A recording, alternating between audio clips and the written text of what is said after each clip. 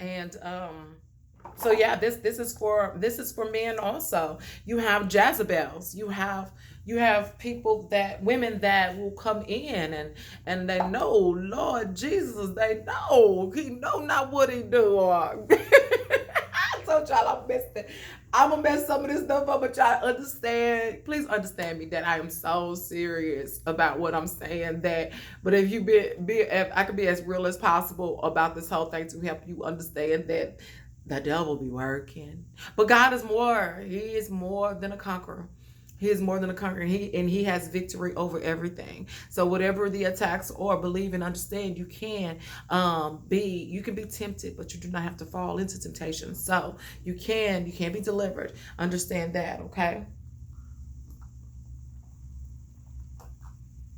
So just continue to be around people that devote their time. And what is in Acts 2, devote your time to God. Continue to devote your time to the Lord. Continue to stay in prayer. Um, Pray and be in discernment. You know what I'm saying? Because um,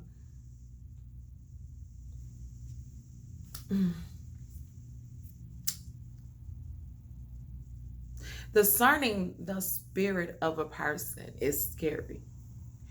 And I learned this trying to discern the spirits of certain individuals that surrounded me. And it was like, once you get a hold of what that spirit is trying to do, or who it really is, or what it really is, uh, it's more so than the action.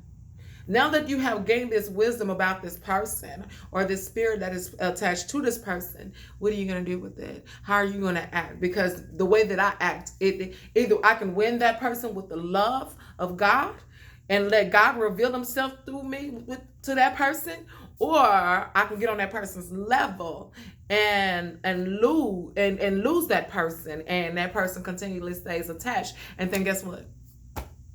I got to go through that whole doggone thing all over again. And so, since I am one of those persons. I do not like circles. I do not like circles. I ain't never been a fan of roller coasters. They go around. If it ain't gonna go straight, right. So, I'm just saying that to say that, if you are not, if you are going to discern a spirit, make sure that you ask God for the wisdom on how to deal with it and how to act. You know what I'm saying? Because the way that you act in discerning this area, you can win or lose this person. And we want to win souls for Christ. So, and that's what it's all about, right? Okay. And sometimes people are going to think that you are all that. I got it in my finger, that you are all that, and that you are Miss or Mr. Know It All, or you or just too spiritually, too godly. It's I used to say this. I say I'm not holy, but I come to find out I am holy and I am righteous. You know what I'm saying? God's ordered the steps of a righteous woman and a man. Hey, I'm gonna roll with it. I am those things. I work hard to be those things. Not all the time do I succeed in being those things, but I do walk. I push hard. I I do fall sometimes. I'm not perfect because I'm not Jesus. And so therefore, since I cannot walk on water, I will fall. And that's okay because I can get back up because that's what saints do. We get back up. We fall down, but we get up. Okay. So I'm going to sing it to those who sing. Anyway, um, the third person, remember I said there's three.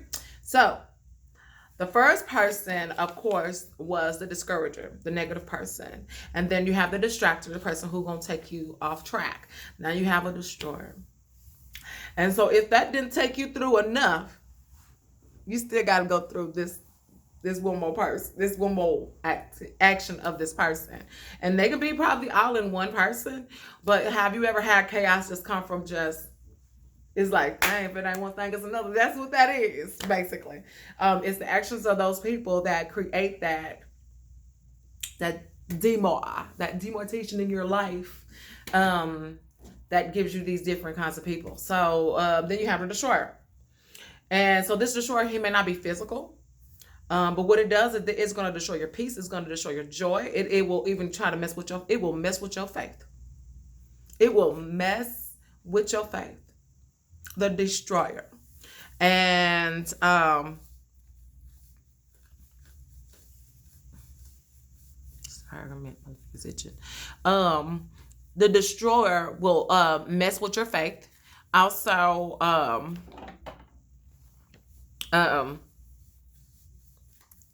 your peace, your joy, and whatnot. And they know God. They know God. They know the will of God. They will speak well, and they also were gonna be probably if we're talking about in the church, they're probably gonna be longtime members. You know what I'm saying?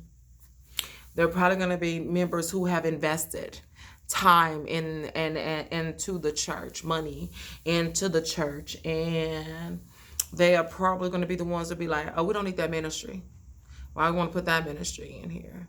So like I wanted to do a sister soldier ministry, and I don't believe that any one person tried to or is willing to try to destroy it. I do believe that it's that COVID had definitely had everything to do with it. What I think I got discouraged on is that there was not one member that said, we're going to figure out a way how to keep that ministry going. We're going to figure out a way. And I guess this is the bad thing about myself is that I'm not a go with the flow kind of person, but I'm very laid back. And I was talking to a first lady about this. I said, dang, I'm adaptable. And that's bad. And she told me that it wasn't bad.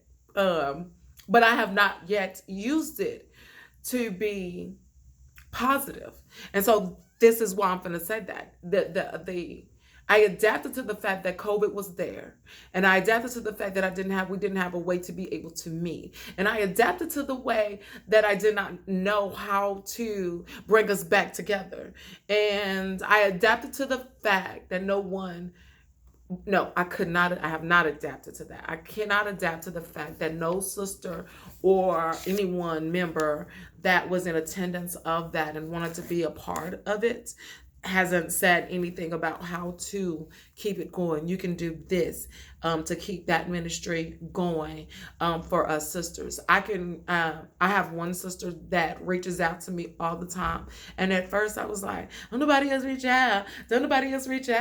You know, I mean, we're all supposed to be sisters in Christ, and anybody.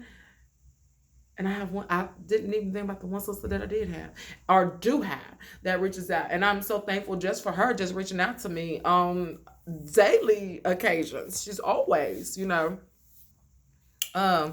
reaching out. So the destroyer will have you he'll mess with your peace, and he'll mess with your joy, and he'll mess with your faith. And this is why discernment is also, again, so very good, because you have to think about the spirits that you are dealing with when building ministries and whatnot, and how you are going to deal with them as a new believers, you know what I'm saying? Or even old believers, those that are trying to be reconnected, because I'm always trying to be anew. This video is 9 minutes long. I'm gonna cut it down though. Always trying to be anew. And so remember that the enemy, he's going to use anyone. He'll use anyone. He'll use anyone. He'll use God's people, and he'll use God's people. If they're not strong enough, he'll use God's people. He'll use your children. He'll use your husband. That's why you have to always continually ask God, you have to always continually ask God for him to surround you around people that are serving him with their whole hearts, that they have relationships with him, um, that are edifying his life and his will. You know, you want to be with people, and I be wanting so much to have relationships with people like that. I do. I just, for some reason, I'm not, either I'm not putting myself in the right place. Um, I don't know. You know, I'm always looking for a relationship with people who are edifying God, who has a relationship with them or whatnot. But you have all these different reasons why it's so hard to have and gain new relationships with people. So another thing is that learning to let go.